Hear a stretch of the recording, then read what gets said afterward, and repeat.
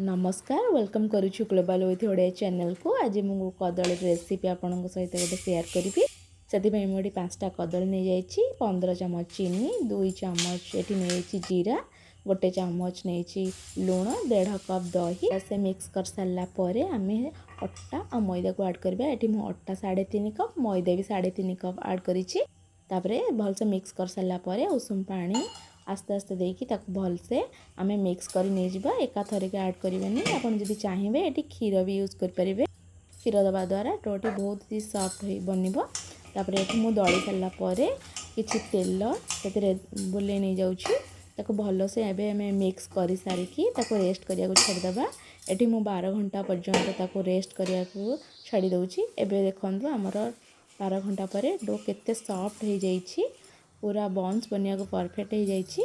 गोटे गोटे गोटे करके गोला बन नहीं जाऊँगी बड़ बड़ गोला बनई ये देखो। तापर ता भितर मु कढ़ई गरम करके तेल पकाउची।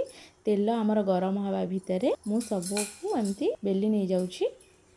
आपन को जदि मो रेसिपी भल लगुच ताले लाइक शेयर सब्सक्राइब निश्चिंत करेंगे। कमेंट करिया को जमा भी भूलिबेनी। फ्रेंड्स एंड रिलेटिव सहित निश्चिंत शेयर करेंगे। एमती तापर आम एमती करके आउटे एमती बेली नहीं जाऊँ। देखो ये मु सब ये बेली नौची ये मोटा साइज बेली नौची। ये सब को बेली सारापर आम फ्राए कर नहीं जावा। देखो ये मु सब जाक बेली सारी तापर आम फ्राए करवा। एवं आमर तेल भी गरम हो सारी।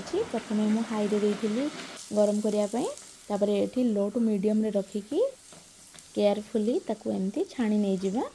तापर देखो आमर ए बन सब गोल्डन हो जाइए गोल्डन ब्राउन हो जाइए। एमती करके आउ सबको एमती पकईकी छाणी नहीं जाऊँगी। देखो केते बढ़िया से फुलुची कारण यहाँ मुझे ओभरनाइट रखी आ बिना सोडा और ईस्ट ये सब को मुझे बनई। देखो आमर बन्स एवं रेडी हो आपन को गोटे एवं पूरा भांगिकी देखा। देखो आमर बन्स केते सॉफ्ट बनी या आपड़ तरकारी लगे ना चटणी लगे भी खाईपारे। आशा करुँची आज रेसिपीटी आपन को भल लगी। पुणी देखा नुआ एक रेसिपी सहित। रहुची नमस्कार।